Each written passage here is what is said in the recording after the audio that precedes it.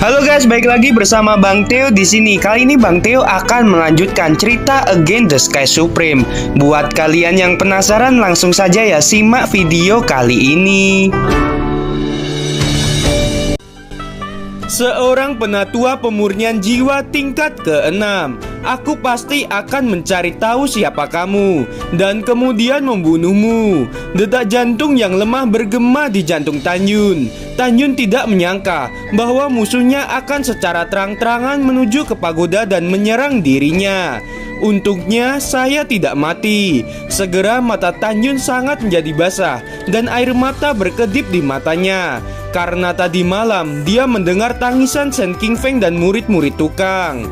Sementara untuk menghindari rencana musuh-musuhnya dan juga untuk memberi dirinya kesempatan untuk tumbuh lebih kuat, Tanyun memilih diam ketika semua orang menangis tadi malam, menghentikan detak jantungnya dan jatuh ke dalam keadaan pingsan atau mati suri.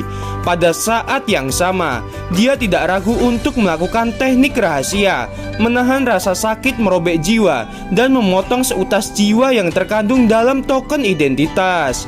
Sekarang token identitas telah dihancurkan. Lampu kehidupan yang dipasang oleh Shen Qingfeng telah lama padam. Faktanya tadi malam ketika Tanyun mengendarai perahu roh turun di Gunung Abadi Changling, orang-orang tidak mencurigainya jika dia masih hidup. Rencana Tanyun menghindari musuhnya dengan cara membuat semua orang berpikir bahwa dia sudah mati. Biarkan semua musuh tahu bahwa saya telah mati. Hanya dengan cara ini saya dapat berlatih dan meningkatkan kekuatan dengan aman. Semua musuhku, tertawalah sepuasnya. Tidak akan lama bagi kalian untuk tertawa. Tanyun tertawa dengan suara lemah. Tawa itu sangat dingin dan penuh dengan niat membunuh yang tak ada habisnya. Aku sangat lelah. Aku akhirnya bisa beristirahat sebentar. Tanyun dengan lembut menutupkan matanya. Di peti mati yang redup, samar-samar terlihat tubuh Tanyun yang sangat mengenaskan. Dengan cepat pemulihan 10 kali lipat. Daging dan darah tumbuh terlihat dengan mata telanjang. Pada saat yang sama, tepatnya di Aula Bingking, Shen Qingyu dan Shen Wende tampak sedih di luar Aula Bingking, menunggu Shen Shubing. Setengah jam kemudian, Shen Shubing tersenyum seperti bunga, menginjak pedang terbang dan terbang ke puncak, berkata dengan gembira, "Qingfeng, Wende, saya ingin memberitahu kalian kabar bahagia. Kepala Tang telah mengkonsumsi pil Jun dan kebangkitan yang disempurnakan oleh guruku. Dan Kepala Tang telah pulih. Kepala Tang juga mengatakan bahwa sekarang saya bisa menjadi penatua Danmai yang abadi. Tetapi 2 tahun kemudian, kompetisi alkimia 3 sekte kuno sangat penting. Dia mengatakan bahwa saya harus memimpin sekte Huangfu Shenzong. Setelah berpartisipasi dalam kompetisi, dia dapat merasa lega." Shen Shubing sangat gembira. Kepala Tang juga mengatakan bahwa jika saya dapat melakukan kontribusi lagi saat kompetisi, saya akan jadi penatua yang berjasa dari Vinapil abadi. Aku sangat menantikannya. Shen Shubing berkata, tiba-tiba memikirkan apa yang dikatakan gurunya kepadanya. Shen Shubing memandang Shen Qingfeng dan bertanya, "Oh ya, saya akan membiarkan kamu memilih gunung peri yang bagus untuk Tanyun. Kamu bisa melakukan ini atau tidak?" Mendengar itu, mata Shen Qingfeng memerah dengan cepat dan setetes air mata jatuh di pipi tuannya. "Nona, gunung peri untuk Tanyun sudah siap." Tetapi Tanyun mengalami kecelakaan. Shen Wende di samping Shen Qingfeng menghela napas panjang, memejamkan mata, air mata menetes di pipinya. Shen Shubing melihat penampilan mereka berdua dan hatinya tiba-tiba berdetak kencang. Senyum di wajahnya tiba-tiba memudar. Apa sesuatu terjadi padanya? Jika Tanyun sakit, beri dia obat terbaik. Jika dia cacat, saya pribadi akan menyembuhkannya. Bahkan kalau perlu, bawa dia ke dokter terbaik.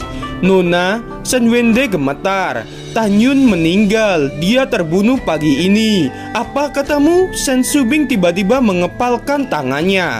Amarah membara dari dadanya. "Katakan lagi." "Nona, Tanyun sudah mati." Shen Qingfeng menangis. Tubuh Sen Subing gemetar, mengacungkan jarinya, menunjuk ke arah Sen King Feng dan berkata dengan dingin, "Dia menciptakan keajaiban dalam Venapil kita. Wende ingin sekali menginginkan murid seperti itu, tapi aku menyerahkan padamu. Bagaimana bisa terjadi? Kamu tidak bisa menjaga muridmu. Jelaskan padaku."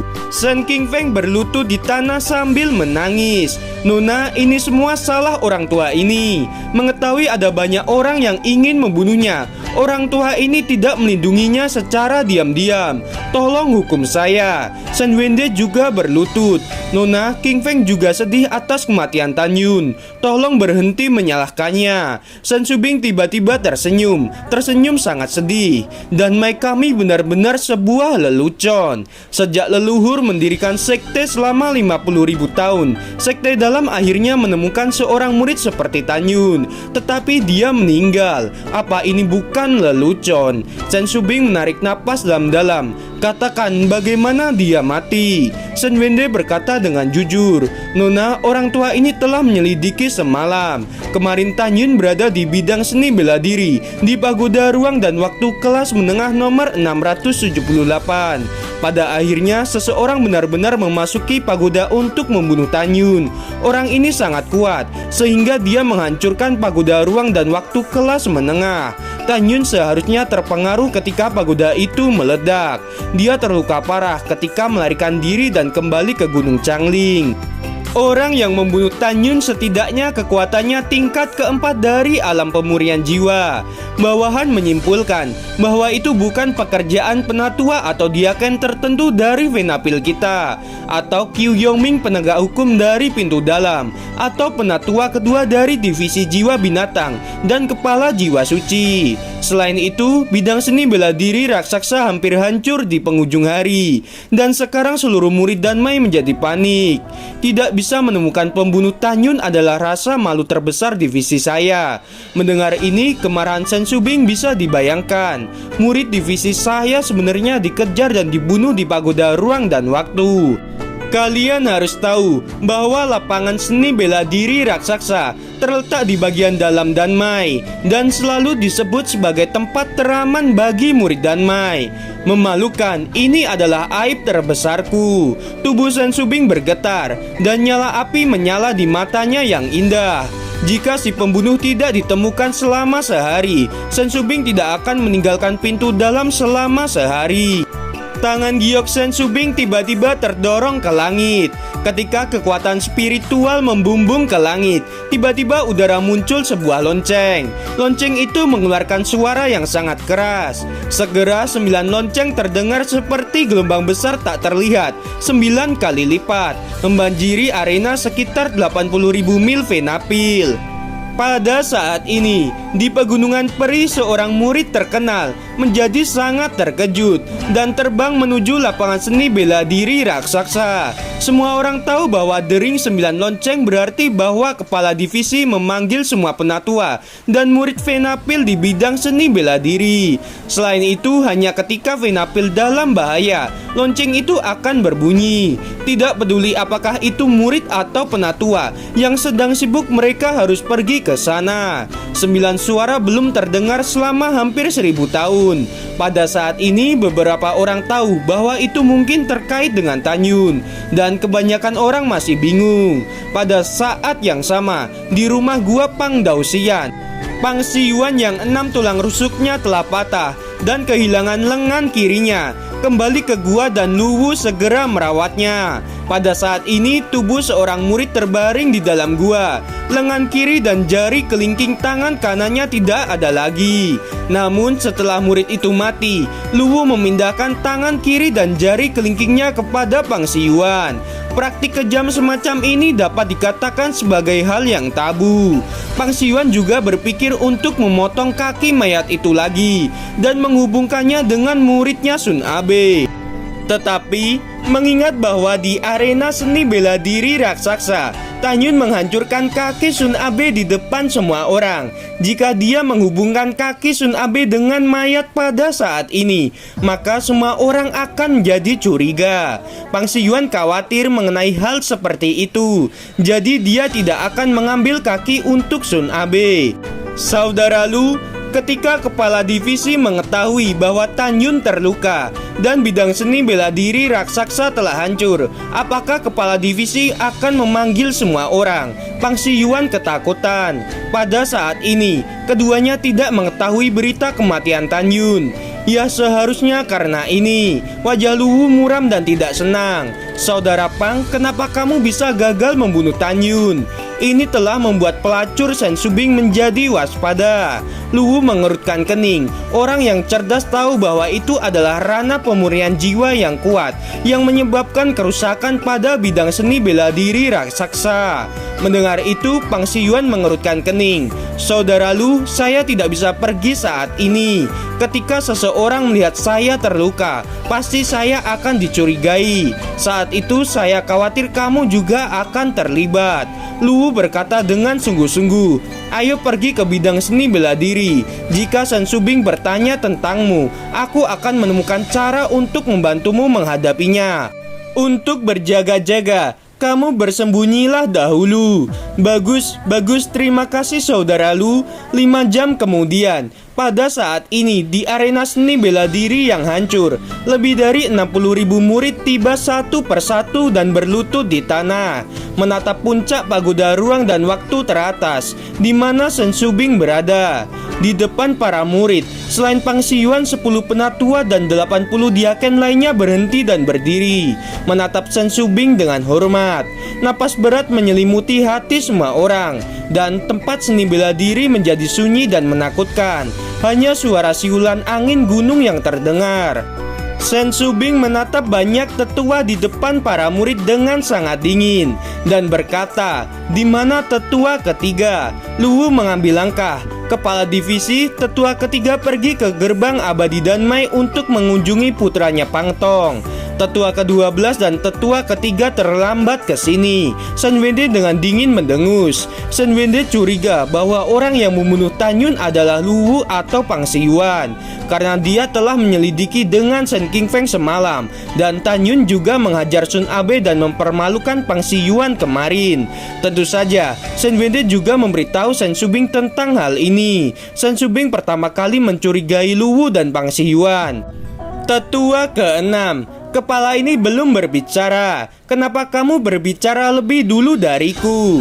Luwu tersenyum dan berkata, mungkinkah tetua ke-6 ingin mendapat pujian dari kepala divisi? Wajah Sen Wende memerah hanya dengan satu kalimat.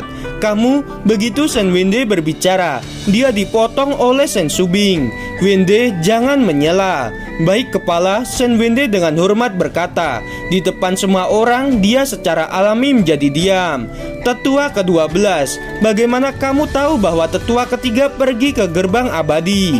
Sen Subing berkata dengan anggun. Kapan dia pergi ke gerbang abadi? Gadis kecil ini menyadari konflik antara tetua ketiga dan Tan Yun kemarin, dan sengaja bertanya padaku, ingin mencari kesalahanku. Tidak akan aku biarkan. Luwu diam-diam berkata dan membungkuk. Kepala, saat matahari terbenam kemarin, tetua ketiga pergi ke gerbang abadi karena putranya Pang Tong adalah murid ayah saya. Dia menemui saya agar dapat informasi mengenai putranya. Setelah mengobrol dengan saya sebentar, tetua ketiga pergi ke gerbang abadi. Tentu saja jika kepala tidak percaya, kepala dapat bertanya sendiri kepada ayah saya.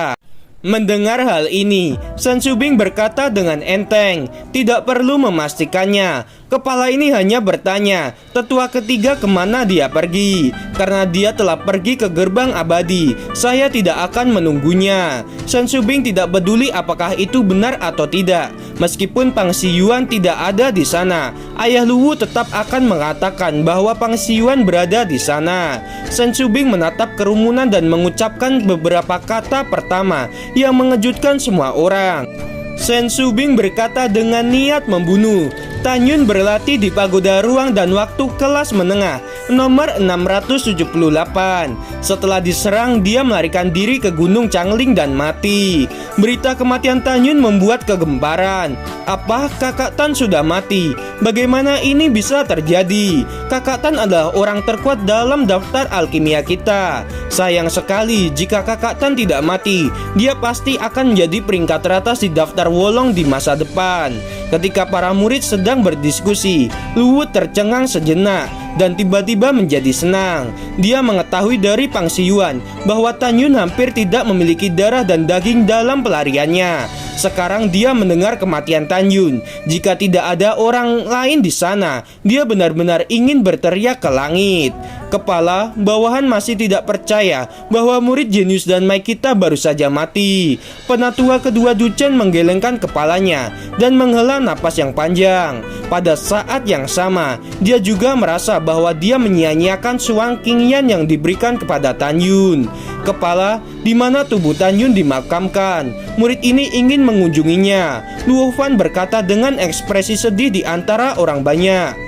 Murid juga ingin mengunjunginya dan memberi penghormatan dengan dupa. Song Hong melakukan hal yang sama. Kepala, kami juga ingin mengunjungi saudara Tan. Sebagian besar murid berkata serempak. Setelah Shen Subing melambaikan tangannya untuk memberi isyarat agar semua orang terdiam, dia menghela napas panjang. Dia dimakamkan di Gunung Abadi Changling. Pergilah jika kalian ingin ke sana. Setelah itu Shen Subing melirik para tetua dan diaken di alam pemurnian jiwa. Matanya semakin dingin. Tan Yun dibunuh oleh alam pemurnian jiwa. Aku tahu di antara kalian ada yang membencinya. Jika saya mengetahui pembunuhnya, akan saya eksekusi di depan umum.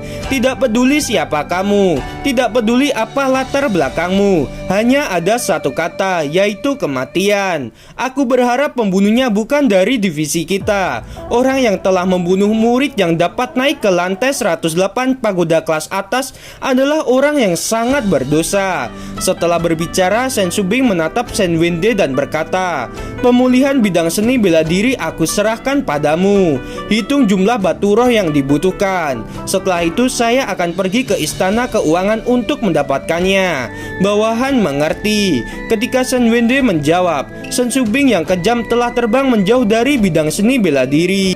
2 jam kemudian, setelah Luwu memastikan bahwa tidak ada orang yang mengikutinya, dia pergi ke Gunung Pangdausian dan memberitahu Pang Siyuan yang bersembunyi di gunung tentang kematian Tan Yun. Keduanya menjadi sangat bahagia. Dalam setengah bulan berikutnya, ada ribuan murid yang tak ada habisnya pergi ke Gunung Abadi Changling berdoa untuk Tan Yun. Murid jenius telah menghilang, dan semua murid yang pergi beribadah semuanya menjadi sedih. Gimana teman-teman, episodenya semakin seru bukan? Buat kalian nih ya yang masih penasaran sama kelanjutannya, langsung saja subscribe channel Bang Theo ini. Terima kasih.